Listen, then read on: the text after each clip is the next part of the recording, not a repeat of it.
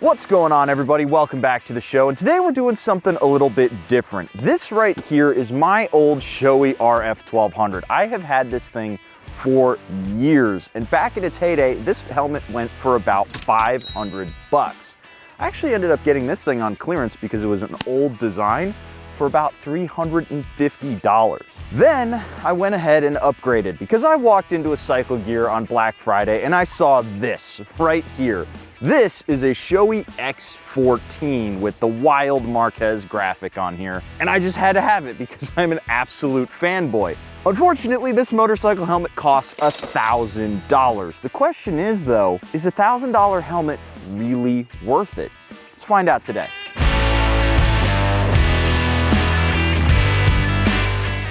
Now, because I know people are already typing the comment down below, you can get into the X14 for $830 if you don't go with the graphic. But an $830 helmet is still twice as expensive as most of the other helmets that most people are gonna run out and buy. And we are comparing apples to apples here because back in the day, this RF1200 was a graphic helmet. This actually isn't a flat colorway. It's got like skulls and stuff on here because I was a little bit edgier when I bought this helmet, apparently. But again, the question remains, is this twice the helmet that this one is right here? Let's start with specs on both of these and see if there's any big differences.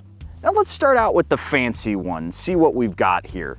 Well, you've got 2 chin vents, 2 forehead vents, 3 passive vents in the back, as well as you have this cool looking removable spoiler. You've got the usual Shoei locking lid, which comes with a pin lock in the box, and it came with a chin spoiler, but I just used the chin curtain. This is both Snell and DOT approved. Now, obviously the DOT sticker is functionally meaningless. We have all seen that Fortnite video. However, I am completely comfortable wearing this on the street because Shoei does not mess around when it comes to their helmets. Beyond that, you have adjustable pads in here because you can remove layers of foam, and that's about it.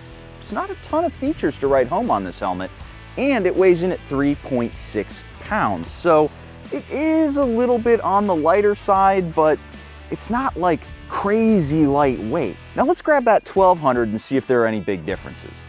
Now my old 1200 here, we've got a single chin bar vent. We've got 3 forehead vents that can be opened, although they're a little bit fiddly to do in gloves. And then you have a single active vent in the back, which you can close and open. But I think me, like most users of the 1200, were never entirely sure which way was open and which way was shut. If you actually know, let me know down in the comments down below. And somebody's gonna tell you you're wrong because they're gonna have used it the other way and swear that that's open. Nobody understands where open and closed is on this because nobody actually read the instructions for a helmet. You just put it on. Anyway, we've got the same locking face shield on here that did come with a pin lock in the box. We have the same adjustable cheek pads because you can go in and remove some of the layers of foam. And if you look at the back, we've got the same Snell and DOT stickers. This thing weighs a little bit less at 3.5, but you're not gonna be able to tell 0.1 pound on your head. So the question then is, what's the real difference between these two? Well, let's hit the road and talk about it. So as you can see, we're out here on the road with my old RF1200 on, and how does it fit? How does it feel? Is it doing the helmet thing? Yeah, it's doing everything just fine. One of the reasons why I enjoyed this helmet so much is because it has that really nice tight sport feel without being necessarily suffocating. It's not so close around your face that you know, you feel like you're gonna touch the chin bar if you move your lips funny. It's actually relatively roomy, which you wouldn't think from a, you know, dedicated track day lid.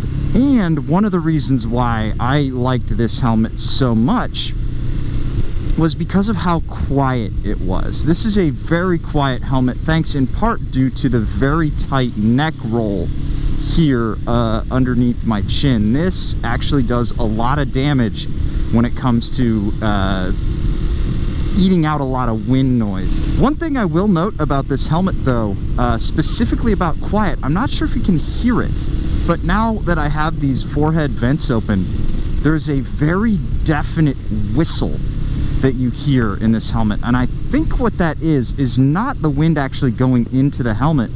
I think it's wind blowing past the like plastic covers, because there's actually a little crack there. And I think it's the wind blowing over that that's causing this whistle. And it gets worse at higher speeds, as you can hear, hopefully.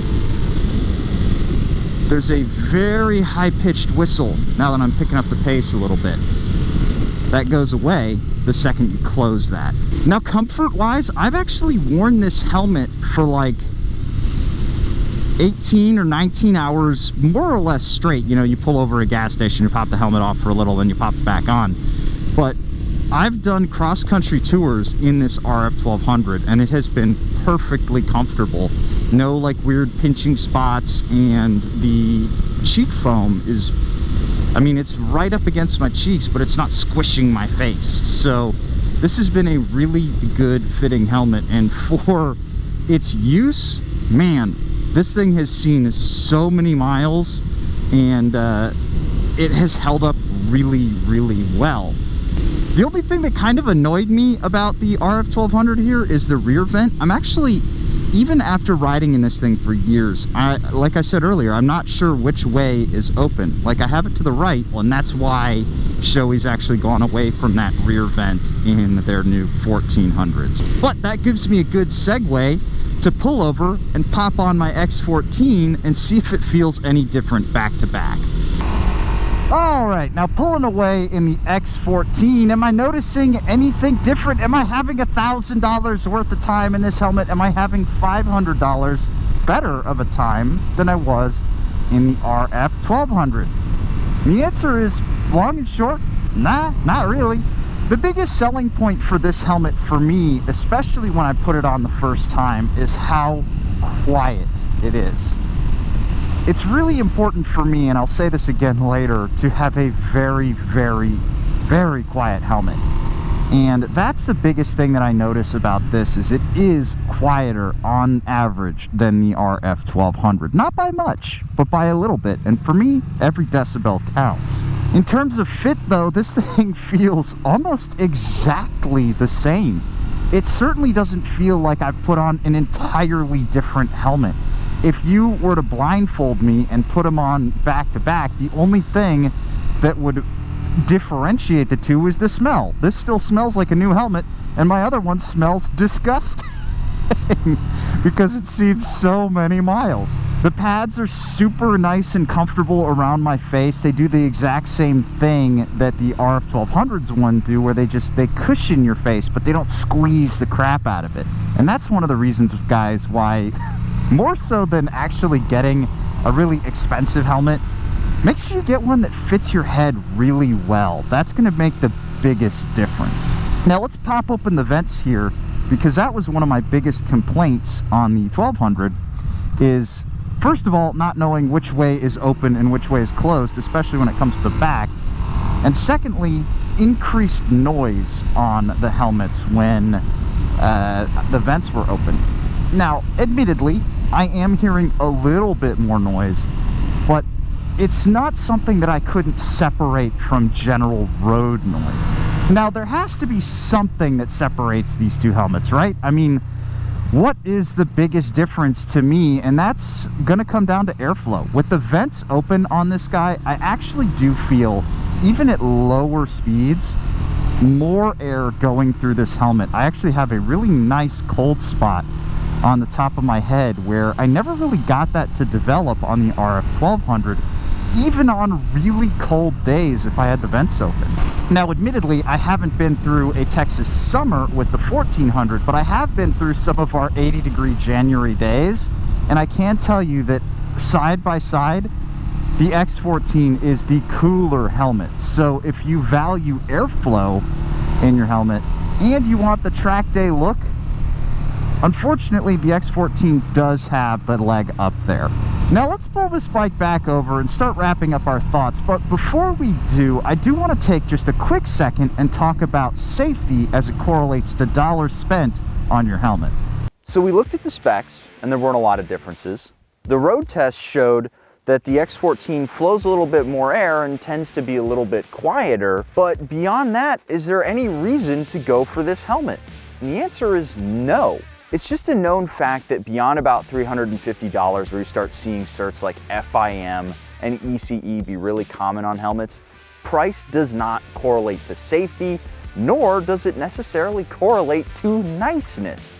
I spent a ton of cash on this helmet, mostly because it looks really cool, but secondly, because I very much value a quiet environment in my helmet. Because of the nature of what I do, and I have to film on the road, I need a space that is very, very quiet so you can hear my voice in vlogs. So one of the reasons why my audio sounds the way it does is because my helmet is so quiet. However, if you don't value the quiet like I do, then get yourself whatever helmet makes you happy and then call it a day and laugh about how you probably spent like $300, $400, $500 while I'm out here spending $1,000 on a helmet. And just know that you are just as safe as anybody else out on the road. Now guys, with all of that being said, let me know what you think about this little gear review here. Did you enjoy taking a look at an expensive helmet versus a less expensive helmet? Do you want to see me review any other gear? Let me know down below. And with that, I'm going to call it a day. I am going to finally, for the last time, hang up the RF1200, which is a sad day because this thing served me well. And I think a lot of people came to recognize this helmet on either this channel or Yami Noob. And the X14, it's going to continue to be my new lid until Shoei decides to discontinue this one. So with that, I'll catch you guys in the next one. I'll see you later.